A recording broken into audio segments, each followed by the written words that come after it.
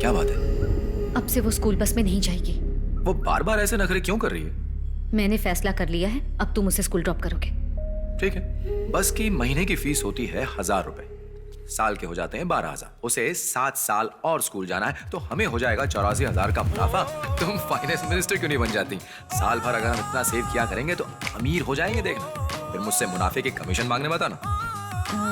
हमें अब कार ले लेनी चाहिए ताकि वो स्कूल कार से सेफली जा सके। अरे कैसी सेफ्टी? जो भी एक्सीडेंट होता है कार से ही होता है, तुम समझती नहीं हो। मुझे कोई बहस नहीं करनी, मुझे बस उसकी सेफ्टी चाहिए। ओके ओके, एक कार लूं या 2? ओम हनुमते नमः, ओम हनुमते नमः, ओम हनुमते नमः, ओम।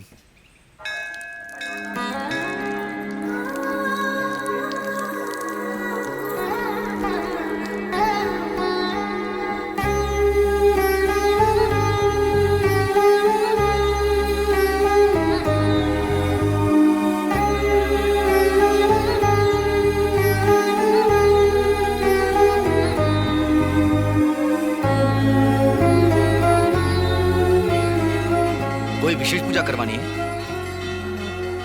शत्रु संहार पुष्पांजलि। हाँ, उत्तम। वासुकी का दुश्मन कौन है? लोइस की माँ।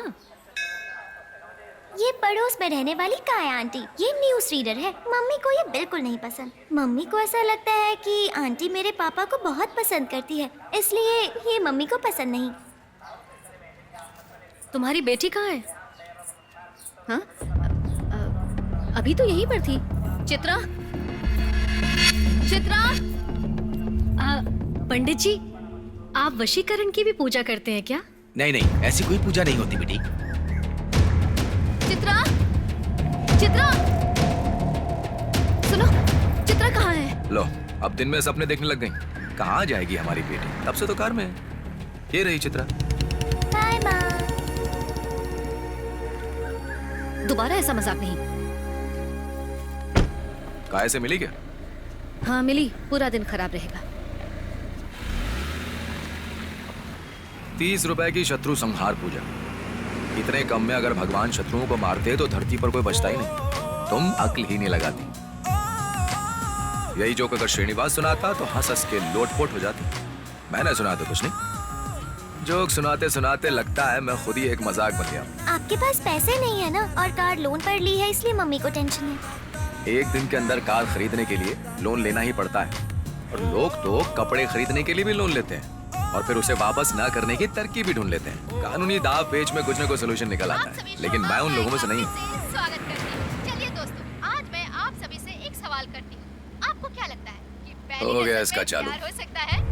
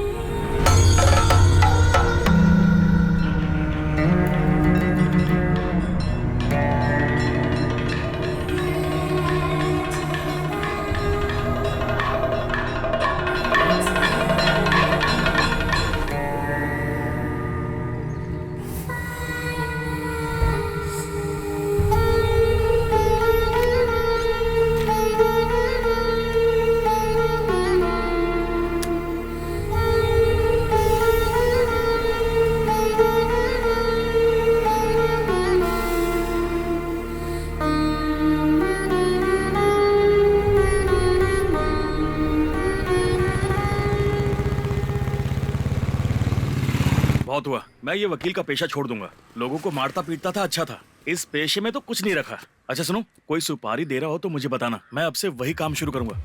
रखो, वो आ गए।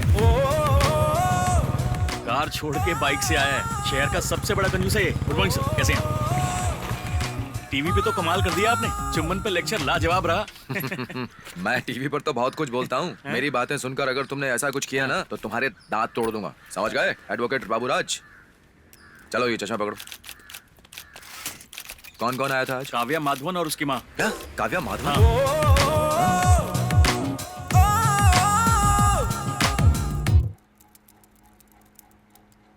तो काव्या के हिसाब से माधवन सक्सेसफुल हस्बैंड नहीं है ना?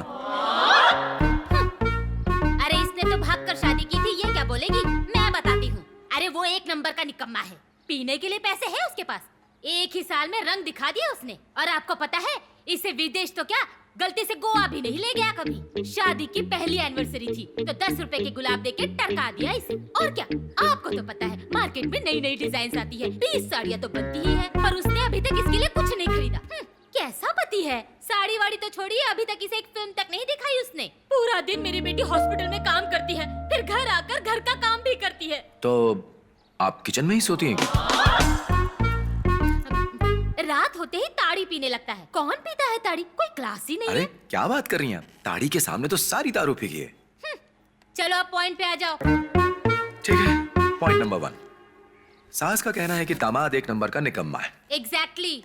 लेकिन माधव की तरफ से बोलने वाला कोई भी नहीं है। तो माधव की तरफ से मैं आपको कुछ कहना चाहूंगा, बुरा मत मानिएगा। वेडिंग एनिवर्सरी पर 10 रुपए का गुलाब देकर विश करने वाला गरीब नहीं होता है। हर महीने अपनी बीवी को 20-20 साड़ी न देने वाला निकम्मा नहीं होता है, बिल्कुल भी नहीं। सास को सीरियल देखना हो और बीवी को फिल्म, उसके लिए 2-2 टीवी न खरीद सकने वाला आदमी निकम्मा नहीं होता है। उसका मजाक उड़ाना गलत बात है। बीवी अपने हाथ से प्यार से अच्छा अच्छा खाना बनाकर खिलाए, ये तो सारे पतियों की उम्मीद होती है। आपने डिवोर्स के लिए जो भी बात बताई है उसमें से मुझे एक भी वैलिड वजह नहीं लगती। लीजिए पीजिए। नो थैंक्स, मैं सिर्फ जूस पीती हूँ। काव्या, पति के मन को समझने की कोशिश करो। सिर्फ ज्यादा पैसा कमाने वाला इंसान ही अच्छा पति नहीं होता है। पति के दिल में प्यार हो बस काफी है। काव्या, तुम नर्स हो ना? शराब पीना बुरी बात है, मानता हूँ। नर्स की ये ड्यूटी होती है कि वो बीमार की मदद करे। डाइवोर्स करने पर कागज पर तो तुम अलग हो जाओगे, लेकिन दोनों के दिलों में कहीं ना कहीं दर्द रह जाएगा। मुझे जो कहना था मैंने कह दिया, बाकी तुम्हारी मर्जी। सॉरी सर, मुझे डिवोर्स नहीं चाहिए। अरे काव्या, माँ प्लीज मेरे साथ जबरदस्ती मत कीजिए। पर बेटा बात तो सुन। मेरे डिवोर्स से आपको क्या फायदा होगा? हाँ? अरे सुन तो। ये पत्नी का प्यार है मैडम, सास नहीं समझेगी। ए सुन वकील, तुझे सबक जरूर मिलेगा। मैं तुझे श्राप देती हूँ, तेरा और तेरी बीवी का डिवोर्स एक दिन जरूर होगा। तू देख लेना। कहाँ कहाँ से आ जाते, चल हट रे। ये क्या सर, आपने इतनी मोटी ताजी मछली को छोड़ दिया? ये क्यों किया आपने? केस तो हाथ से चला गया, ऊपर से उसका गुस्सा भी मोल ले लिया। अब तो खुश है ना? अरे तू जानता नहीं है, मैंने उस औरत के 3 डिवोर्स करवाए, उससे भी उसका मन नहीं भरा, तो अब चलिए अपनी बेटी का तलाक कराने। कुछ लोगों को ना शादी से एलर्जी होती है, और कुछ वकीलों को केस से। अगला कौन है? एक आईटी वाला है जिसे अपनी आईटी वाली पत्नी से डिवोर्स चाहिए। उसका नाम है रोमांस। रोमा? रोमांच। हाँ भेज दो। रोमांच। मिस्टर रोमांच,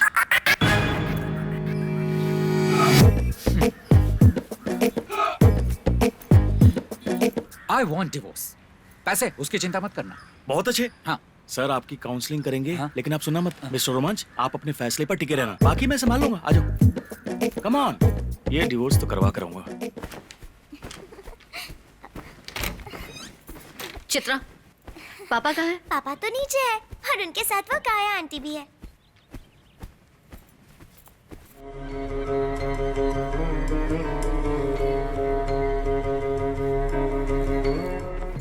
एक बात बताऊं, त्रिपुनितुरा में एक बेटे ने अपनी माँ का गला काट दिया।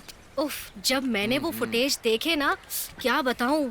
छोटे शहर का गरीब आदमी होगा। ये लो शुरू हो गई मैडम। वो गरीब हो न हो, लेकिन पागल जरूर था। अपनी बीवी के चरित्र पर बाप को शक था तो उसने बेटे को ऐसा करने को कहा। बाप की बात सुनते ही बिना सोचे उसने माँ का गला काट दिया। सर इधर गिरा और धड़ उधर। प्यार चाहे कोई भी हो, बाप बेटे का ही क्यों न सही, अंधे प्यार में लोग सिर्फ गलतियाँ ही करते हैं। एक बार इसका भूत सवार हो जाए तो माँ का कत्ल करना भी कोई बड़ी बात नहीं। अरे पता नहीं किसकी लॉटरी है, अभी जलाने वाला था। मैं कह रहा था ना, आजकल की बीवियां पतियों से ज्यादा आलसी हो गई हैं। प्रेस भी नहीं कर सकती। कल ही की बात है, प्रेस वाला नहीं आया तो मैं ऐसे ही सूट पहनकर कोर्ट चला गया और केस भी ठीक से नहीं लड़ पाया। तभी मैंने सोच लिया किसी भी तरह मैं ये काम सीख कर ही रहूंगा, ताकि फिर कभी बीवी के हालत से केस ना हट जाऊं। बहुत अच्छा। ये लो, बीवियों को गुस्सा दिलाना कितना आसान होता है ना। मैं चलता हूँ। अरे लेकिन मेरे कपड़े कौन प्रेस करेगा? अरे इतना काम करूंगा तो मैं पतला हो जाऊंगा ना पगली। आप भी ना। बहन जी, आपको तो प्रेस आती है ना?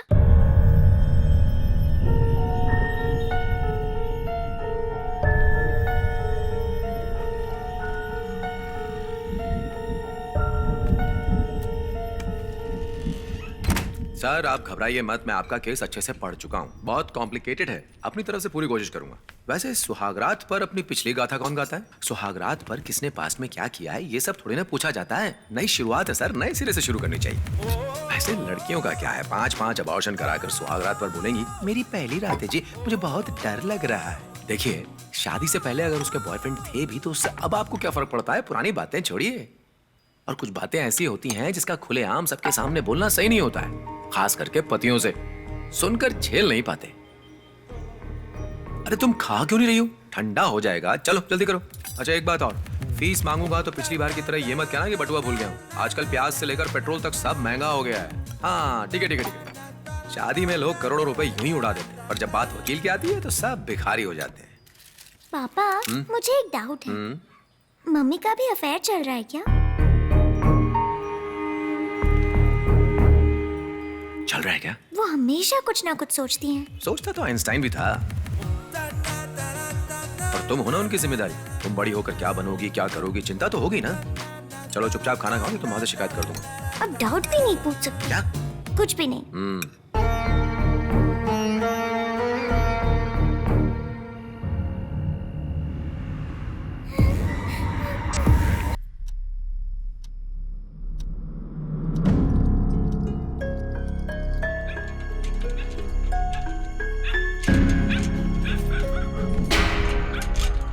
दरवाजा बंद कर रहा था, बाहर बहुत कुत्ते हैं, पागल कुत्ते। पता नहीं चौकीदार कहाँ है। पिछले हफ्ते कुछ कुत्ते घुस गए थे और स्कूटर का सीट फाड़ दिया था। चलो